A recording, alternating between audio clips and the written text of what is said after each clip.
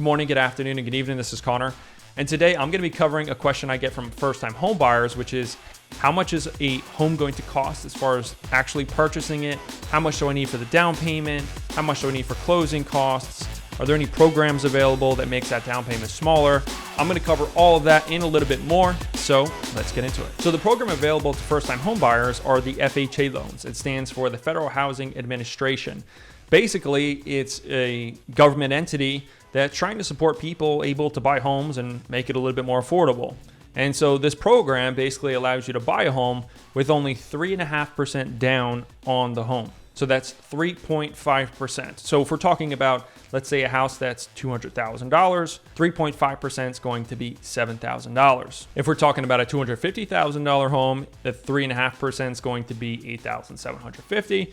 If we're talking about a $300,000 home, it's going to be $10,500. So that's what you would need for your down payment. One little trick is that down payment can also be in the form of a gift. So you might not actually have to save that. Maybe your parents want to give you a small gift towards your first house or something like that. That can go towards your down payment or that 3.5%. Now, as far as some brief guidelines for income, you're going to need to have at least 2 years of income, whether you're employed by someone or if you're self-employed, like someone like myself.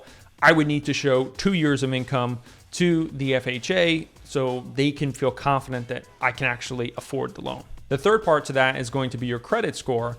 And basically there's 3 different credit scores. I won't go too much into it, but they're just going to merge all 3 credit scores and see what your average is. So they're going to take all 3, average them out, and preferably it should be about 680. They would also, I would say on a bottom line, would accept maybe 640. That would probably be where you want to be at least at or above.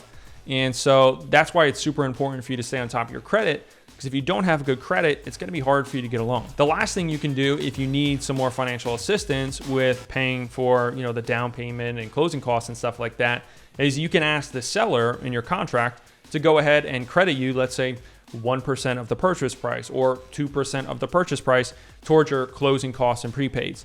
And again, consult with your agent about that, but that's something you can do. And you can do that up to 6%. FHA has a cap of 6%. So let's look at it on a high level now.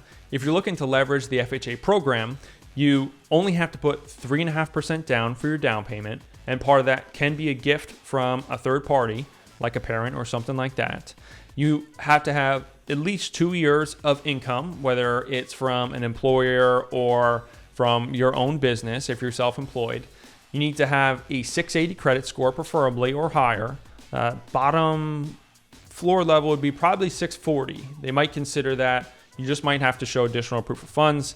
And then you're allowed to get up to 6% in terms of a credit from the seller or other third parties, which can help make the purchase even more affordable. So that wraps it up on a high level for FHA loans.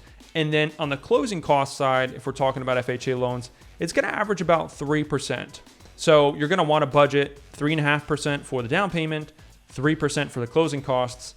And then one way to get help is either A, from a gift, which you could do for the down payment, and then B, on the closing costs, you can have the seller credit you back at closing, maybe 1% of the sales price or 2% of the sales price. So instead of, let's say, paying 3% in average for closing costs, if you get a credit for 1%, now it goes down to 2%. So that's how you can kind of make things more affordable if you don't necessarily have the cash on hand right now to go ahead and afford it. So if you have any questions about that, go ahead and drop a comment below, or feel free to message me directly if you'd rather do that. If this video was helpful to you, go ahead and give it a like. And if you like real estate, if you want to learn more about it, go ahead and subscribe to my YouTube channel, where I make more videos just like this that are super easy to understand and nice and straightforward. But that's it for me today, guys. So until next time, this is Conor Green. Have a great day.